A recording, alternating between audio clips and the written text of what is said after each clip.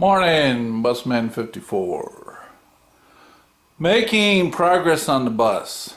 Yes, finally, Busman's uploading videos on working on the bus. So, let's show you what I've done. Lower inner valance, right there, is welded. It's in place. Welded in. So what I first did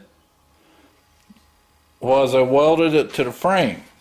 I'll have to go inside and show. If you look here, I welded the inner valance to the frame. And this is probably a little dark, but I did over on the opposite side. So now with it to the frame, the next thing was to weld it to the A-pillars. Well, I had to mount the doors, and yeah, it was like, we're having trouble. We're having trouble, getting the bolts started on the hinges. It's like, what the heck's going on? Well, I didn't drill and tap out all the busted bolts. So we got that. So I wanted to make sure the door would close and line up good before I welded it to the A-pillars. Whoa. Yeah, it's a little, door's a little loose because all the seals are out, but there it is. It lines up. So with that, the other side I don't have the hardware, but mounted the door to it, and there we have the door. So I checked the door and the gap. Yep, they close. So at that point,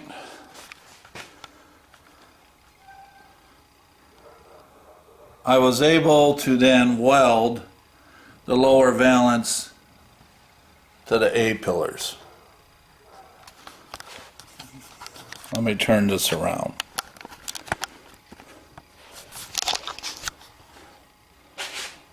Okay, first let me explain. This is my first bus. I mean, it's a learning curve. I've worked on Beetles, kind of know how to navigate around them.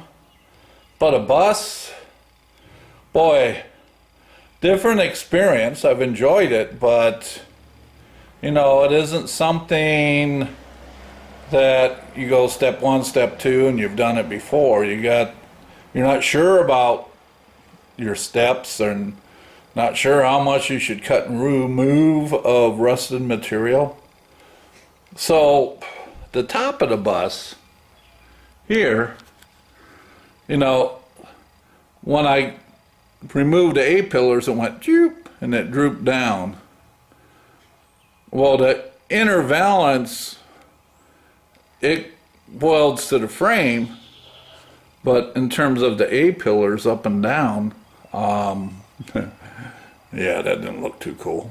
Up and down, what I did is I just used some sheet metal screws, kind of positioned it, got the doors in, checked the gap, got it to where the doors gap was really good. Made a 2x4. If you look inside, there's a little red floor jack. So the 2x4s hung out here, and I jacked and lifted the roof line up till I got the doors. Yep. I mean, if you sight down this gap here, even the mounting holes for the trim line up. Man, talk about happy dance. And I've lost so much sleep worrying about mounting the doors, and man, they're not going to fit, and they're going to be at all kinds of weird angles, and I've destroyed my bus and don't know what to do. But it worked out. And so now, over here, I must have bumped zoom. So here's the outer skin, or the outer valance, lower valance. So that's what's next. So this baby, yeah.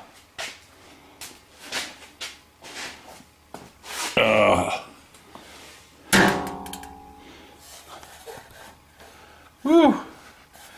Sorry for all the jiggling around. So those slots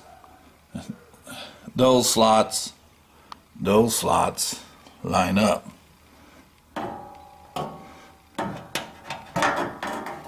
So the outer skin gets welded to that. That'll be next. Then, after that, I got to replace this nose right here. Like I said, from here down, it was an accident and got smashed. Of course, the, what do they call this? The headlight bucket support. These are the buckets. It's in the inside. This panel had some damage and rust. Had to repair it. They make a new one, and they're proud of it. Classic Fab makes it. You know, if you don't mind spending $250, you can have a funky green one in here. But I was able to salvage the one that was here and save myself some money. So, I keep saying that so again. Next step today, get this welded on, cleaned up. Next weekend, I'll start looking at this lower piece, getting it mounted and welded in. So progress. Like I said, turn this. So today, if things go according to plan, I'm running low on my shielding gas. I don't know if I'll have enough to weld that front outer skin on the lower valance. We'll see. Running low on shielding gas. If I get it welded in, I'll come back and add it to the video. If not, this is a little short update of working back on the bus and making progress. So you guys have a good day. See you next time. Bye.